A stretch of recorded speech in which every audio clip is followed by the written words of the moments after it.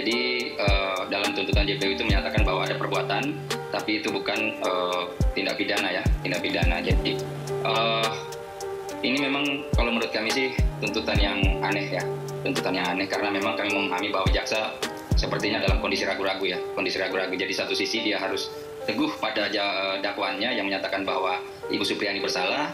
Di sisi lain dia mau meraih simpati publik ya, simpati publik bahwa jaksa telah mempertimbangkan rasa keadilan masyarakat, telah memberikan keadilan kepada terdakwa sehingga memberikan tuntutan lepas dari tuntutan hukum. Karena begini, kalau merujuk kepada Peraturan Jaksa Agung Nomor 24 tahun 2021 bahwa alasan untuk melakukan tuntutan lepas dari tuntutan hukum itu sebenarnya ada kriteria yang diberikan oleh Jaksa Agung. Salah satu pertama bahwa dia harus ada alasan pembenar dan pemaaf ya.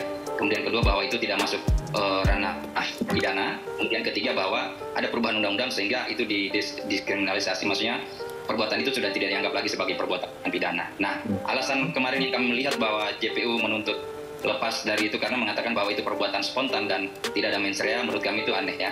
Dan itu tidak dijelaskan juga apakah masuk kategori alasan pemaaf atau pembenar ya. Karena kita bisa melihat misalnya kontradiksi bahwa di satu sisi di uraian pembuktian unsur kekerasan dia mengatakan bahwa itu dengan sengaja. Dengan sengaja itu kan ada willen dan wanton.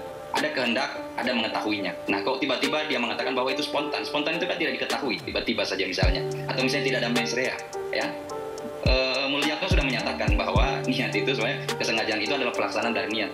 Niat pada saat selesai dilaksanakan berarti di situ ada kesengajaan. Jadi ini kontradiksi-kontradiksi yang kami melihat bahwa jaksa memang dilema. Kami memahami sekali dilema jaksa karena dia tidak mau menuntut bebas. Kenapa? Karena kalau dia mau menuntut bebas ada kekhawatiran bahwa ini akan jadi alat bagi terdakwa untuk melakukan tuntutan balik kepada khususnya para pelapor misalnya, kepada penyidik atau kepada siapapun yang telah menyeret perkara ini ke persidangan, sehingga dia mencari posisi yang aman lah, seperti itu.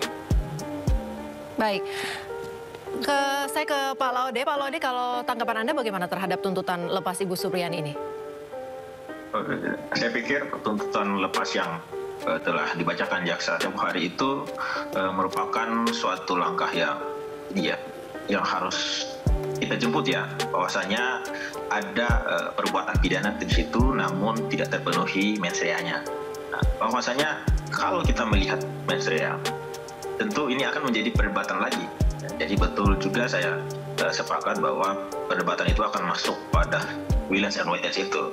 Ya, dalam kapasitasnya sebagai guru ya, Supriyani ya pasti mengetahui akibat yang dilakukannya dan juga mengetahui bahwa dia bisa membedakan yang mana itu perbuatan untuk mendisiplinkan ya, yang mana itu perbuatan untuk mensanksi ya.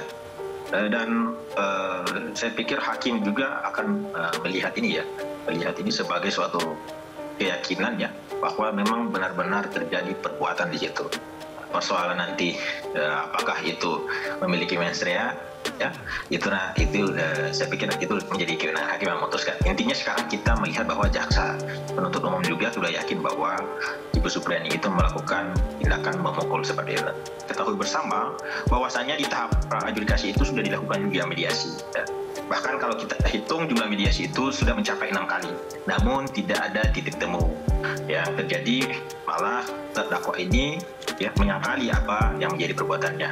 Toh juga sekarang JPU sudah berkeyakinan bahwa terdakwa melakukan perbuatan ya, dan terdakwa pun masih menyangkali juga. Jadi itu konteksnya satu.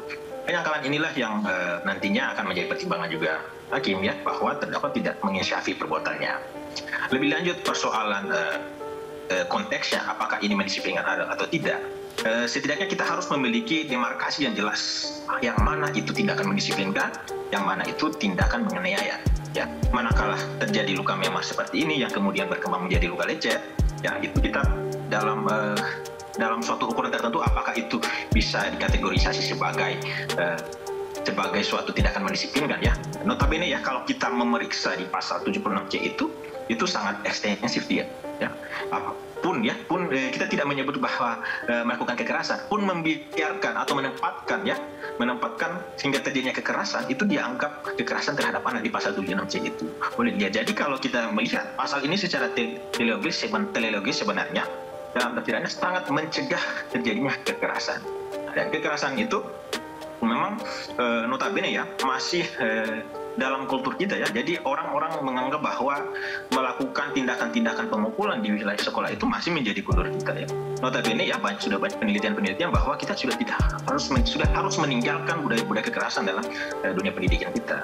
Ya makanya harus ada demarkasi yang jelas. Apa yang mana ini mendisiplinkan, yang mana ini menganiaya. Saya pikir ada juga konsep tindakan fisik dan perlakuan fisik ya.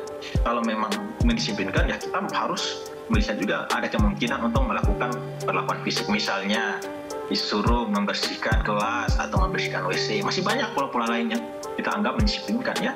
Dan saya pikir itu kita harus memiliki demarkasi jelas. Itu poin dari saya. Terima kasih. Bung Andri, ada tanggapan?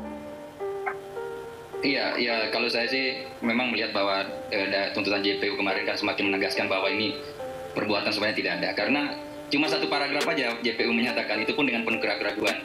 Dari awalnya bahwa di dakwaan menyatakan jelas bahwa kejadian itu pukul 10, tapi karena ada perubahan keterangan anak ya, ada yang mengatakan 8.30 dan ada kemudian menyatakan jam 10, akhirnya JPU dalam tuntutannya merubah lagi diksinya. Jadi dia mengatakan antara pukul 8 dan pukul 10.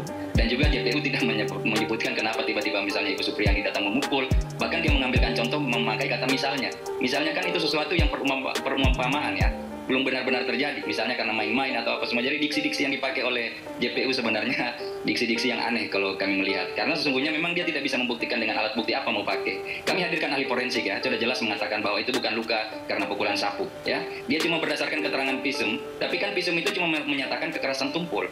Dan lagi-lagi bahwa diingat di dalam KUHP ya, keterangan dokter umum itu nggak bisa dikatakan sebagai keterangan ahli, jelas di pasal 133 ayat 2 ada penjelasan itu ya. Jadi clear bahwa tidak ada alat bukti yang membuktikan bahwa Ibu Supriyani telah melakukan pemukulan, sehingga kan memang ini bahwa nyatanya ini adalah laporan palsu sebenarnya dari awal ya, laporan palsu yang tidak dilandasi oleh bukti. Hanya kebetulan bahwa orang tua korban ini adalah anggota kepolisian di Polsek Baito yang menyidik perkara ini ya.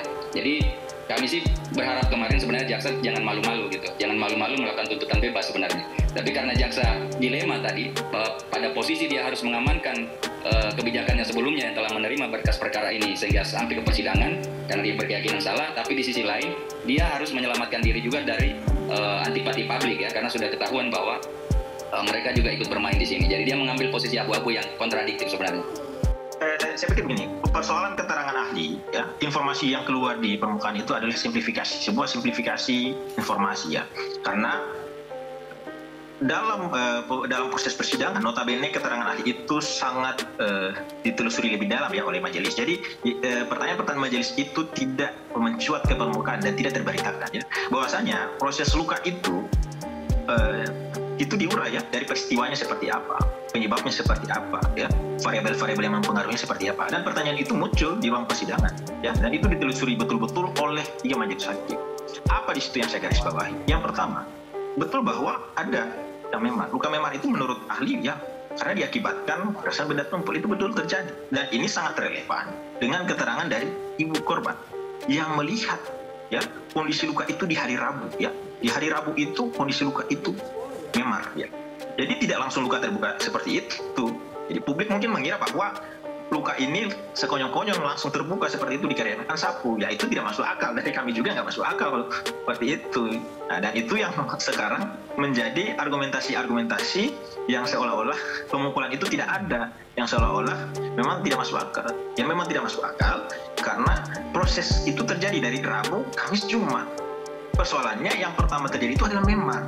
Nah, di Kamis Jumat itu berkembang karena adanya gesekan-gesekan, dan itu ada kemungkinan-kemungkinan lain, dan ahli menjelaskan bahwa dalam pertanyaan majelis yang menanyakan bahwa apa mungkin terjadi gatal, ahli menjawab ya mungkin saja karena biasanya ada bakteri seperti itu. Kalau terkelupas ini apa penyebabnya? Oh itu bisa saja mengalami gesekan benda kasar, berpermukaan kasar. Apa memungkinkan luka ini diakibatkan digaruk? Ya bisa digaruk. Dan ahli menjelaskan seperti itu bisa.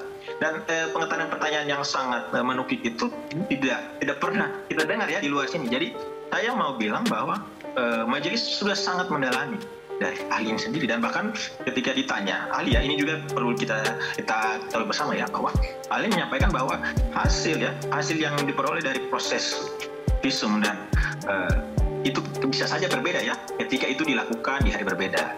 Dan ahli juga membenarkan bahwa bisa saja dokter umum ya memberi keterangan bagaimana proses atau penyebab terjadinya luka, itu bisa saja, dan itu ahli menyampaikan dalam keterangan di persidangan. Jadi keterangan ahli ini sebenarnya bersifat ya menerangkan ya.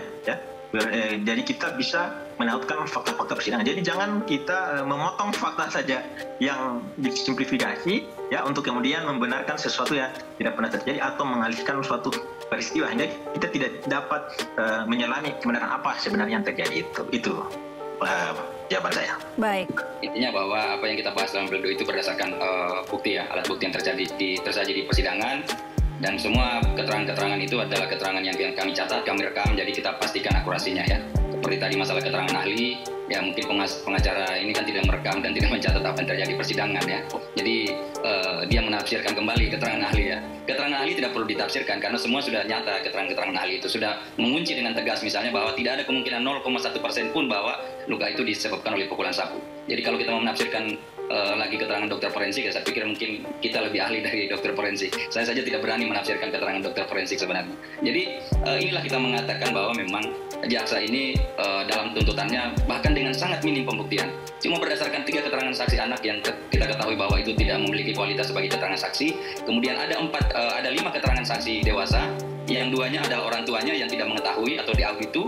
Kemudian yang 3-nya justru menyatakan bahwa itu tidak ada pemukulan. Jadi ini yang kami aneh, maksudnya konstruksi jaksa ini kalau kita belajar tentang bagaimana apa sistem pembuktian ya dalam perkara pidana, kami tidak menemukan rumusan atau formulanya sebagaimana yang diajar-ajarkan di Fakultas Hukum. Kami tidak menemukan kemarin dalam tuntutan itu bagaimana formulanya, dia misalnya melihat kesesuaian alat bukti yang satu dengan yang lain, dikaitkan dengan syarat minimum pembuktian misalnya, itu kami tidak melihat, sehingga kami mengatakan bahwa ini memang tuntutan yang tidak jelas sebenarnya, mengambil posisi abu-abu aja. Jadi dia tidak ingin menyalahkan dakwaannya karena dia terlibat di situ, tapi di sisi lain dia ingin meraih juga simpati publik. Sebenarnya kalau jaksa kemarin berkeyakinan bahwa ini salah, kenapa dia tidak tuntut bersalah? Kan seperti itu. Kalau dikatakan bahwa ada kesengajaan, kenapa harus dituntut lepas? Ini aneh.